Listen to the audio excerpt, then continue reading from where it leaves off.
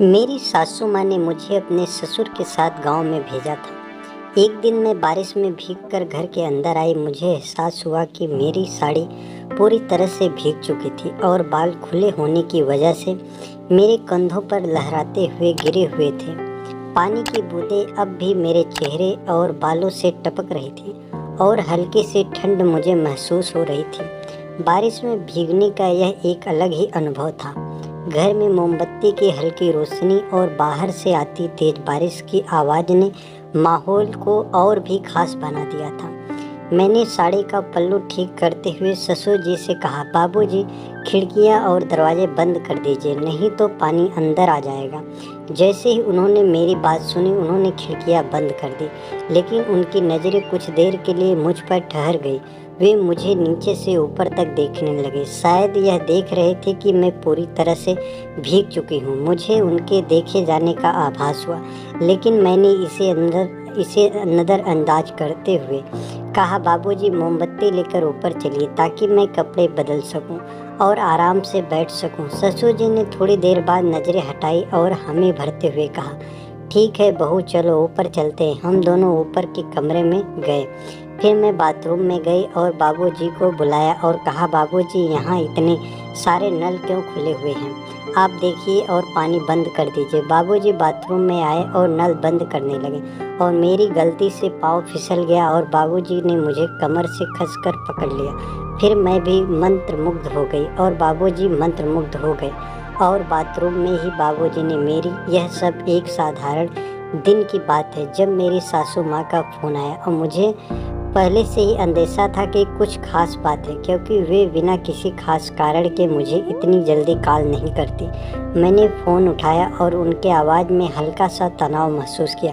बहू, तुम्हें तुम्हारे बाबूजी के साथ गांव जाना होगा, सासू माँ ने सीधे तौर पर कहा। यह सुनते ही मैं थोड़ी देर के लिए चौंक गई। मेरे दिमाग में तुरंत यह विचार आया कि आखिर वे खुद क्यों नहीं जा सकती और क्यों मुझे जाना पड़ रहा है। मैंने शांति से कहा, सासू माँ, आप और आपके बेटे दोनों नहीं जा सकते क्या? मेरे ऑफिस को भी काम है। सासू माँ ने थोड़ा संजीदा होकर जवाब दिया, तुम जानती हो ना बहू, जब भी मैं कहीं बाहर जाती हूँ मेरी तबीयत खराब हो जाती है और तुम्हारा पति वो हमेशा अपने काम में व्यस्त रहता है या फिर अपने आवारा दोस्तों के साथ शराब पीने में चला जाता है। उसे समझाने से कोई फ़ायदा नहीं होगा, इसलिए मुझे तुम पर भरोसा है। बहू, उनके कहे में सच्चाई थी। मेरे पति अपने दोस्तों के साथ वक्त बिताने में ज़्यादा रुचि लेते थे और घर के कामों में उनकी दिलचस्पी बहुत कम थी। मैंने स्थिति को समझते हुए सासू माँ से कहा, ठीक है सासू माँ, जैसा आप चाहें। बहू, तुम्हें प्रॉपर्टी का काम देखने के लिए जाना है, ये बहुत ज़रूरी है और तुम भी इसे अच्छे से संभाल सकती हो।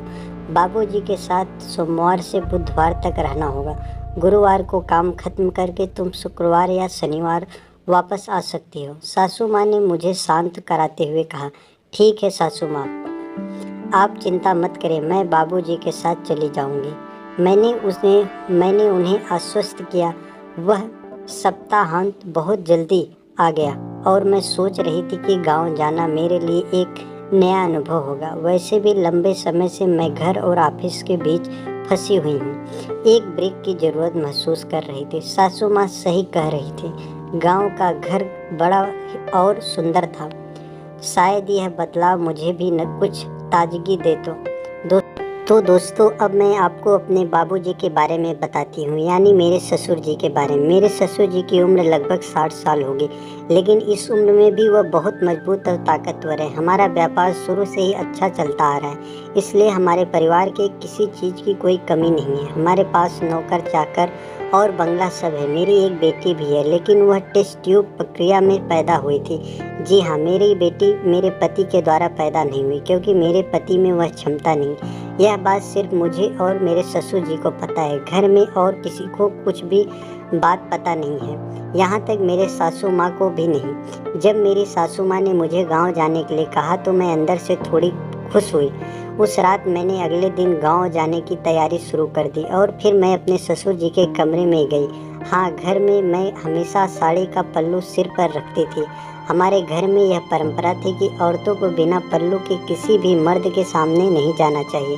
हाँ, मैं बहुत ही संस्कारी बहू हूँ। अब मैं अपने ससुर जी के कमरे में आई, लेकिन मेरे ससुर जी किताब पढ़ रहे थे। मैंने कहा, बाबूजी ज़्यादा देर तक किताब मत पढ़िए, कल हमें जल्दी गांव जाना है। आपने भी मुझे बताया था। मैंने अपने ससुर जी के बैग में भी कुछ सामान रख दी, लेकिन अब ससुर जी का ध्यान कहीं और था। वह किताब पढ़ने के बजाय दूसरी ओर देख रहे थे। एक बात बताना भूल गई, मेरा नाम राधिका है। मैं एक साधारण लेकिन आत्मविश्वास से भरी हुई महिला हूँ, जो एक सभ्य परिवार से ताल्लुक़ रखती हूँ। मेरी उम्र 30 साल है। मैं 5 फीट 2 इंच लंबी हूँ, थोड़ी मोटी हूँ और हाँ, गोरी भी हूँ।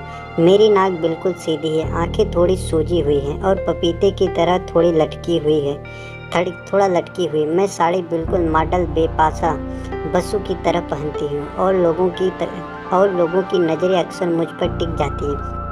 मैंने आपको यह सब इसलिए बताया ताकि आप मेरी कल्पना कर सकें, ताकि आप मेरी कहानी पढ़ें तो आपको मेरी छवि साफ साफ दिखाई दे। मैं एक साधारण लड़की हूँ जो परिवार और समाज के नियमों के बीच जी रही हूँ, लेकिन इस बार की कहानी कुछ अलग है, कुछ ऐसा जिसने मेरी ज़िंदगी को एक नया मोड़ दिया।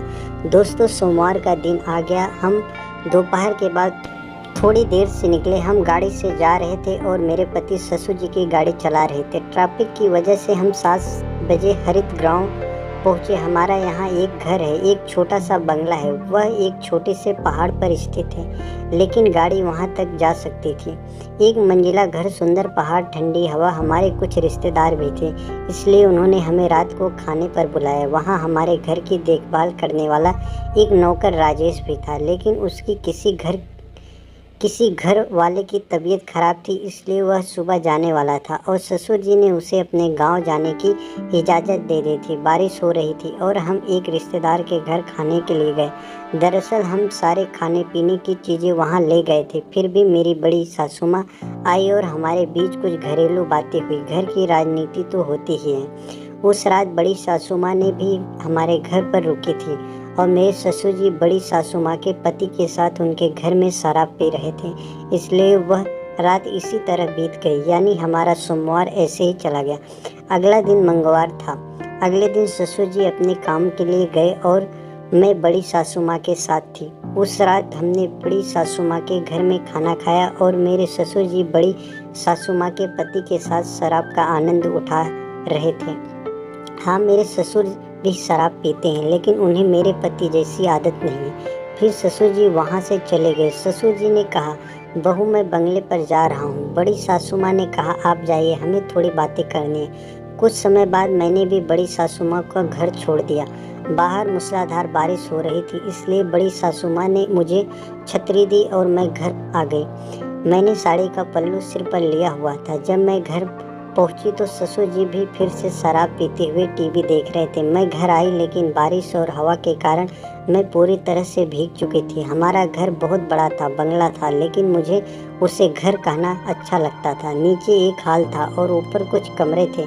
छतरी छोटी थी। जैसे ही बारिश में भीगकर घर के अंदर आई, मुझे एहसास हुआ कि मेरी साड़ी पूरी तरह से भीग चुकी है और बाल खुले होने की वजह से मेरे कंधों पर लहराते हुए गिरे हुए थे। पानी की बूंदें अब भी मेरे चेहरे और बालों से टपक रही थी और हल्की सी ठंड मुझे महसूस हो रही थी।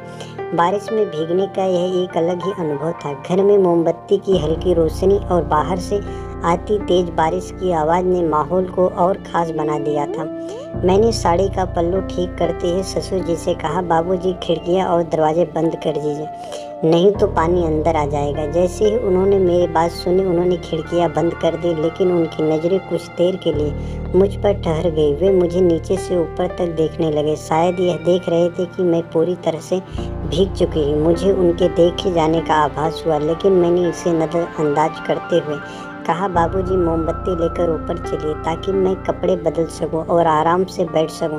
ससुर जी ने थोड़ी देर बाद नज़रें हटाई और हामी भरते हुए कहा, ठीक है बहू, चलो ऊपर चलते हैं। हम दोनों ऊपर के कमरे में चले गए। फिर मैं बाथरूम में गई और बाबूजी को बुलाया और कहा, बाबूजी यहाँ इतने सारे नल क्यों खुले हुए हैं? आप देखिए और पानी बंद कर दीजिए। बाबूजी बाथरूम में आए और नल बंद करने लगे, लेकिन गलती से शॉवर चालू हो गया और मैं फिर से भीग गई। मैंने नीली साड़ी पहनी थी और सिर पर साड़ी का पल्लू भी था। फिर मैंने देखा कि बाबूजी चुपचाप मुझे ही देख रहे थे। बारिश के कारण मेरी साड़ी पूरी तरह से भीग चुकी थी और बाबूजी मेरी तरफ ही देख रहे थे। एक दिन ऐसा ही हुआ। मेरे ससुर जी हमेशा दोस्तों के साथ बाहर घूमने जाते थे। उन्हें थोड़ी बहुत सिगरेट पीने की भी आदत थी। एक दिन मैं सुबह दुकान गई, बारिश हो रही थी और हमेशा की तरह मैंने साड़ी का पल्लू सिर पर लिया था। मैं बहुत ही संस्कारी बहू हूँ।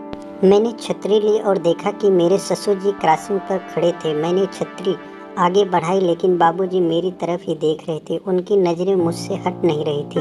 हाँ, उनकी निगाहें मेरी भीगी साड़ी के बाहर दिख रहे हिस्सों पर थी। मैं घर आई और जब मैंने आईने में देखी तो मेरी साड़ी सामने से काफ़ी भीग चुकी थी और वह मेरे शरीर से चिपकी हुई थी, जिससे सब कुछ साफ दिख रहा था। उसमें मेरी वर्दी भी दिख रही थी। साड़ी पारदर्शी होने के कारण मेरी खूबसूरती नज़र आ रही थी। साड़ी पीछे से गीली थी, फिर भी मैं कुछ सामान लेकर घर की ओर से निकल पड़ी।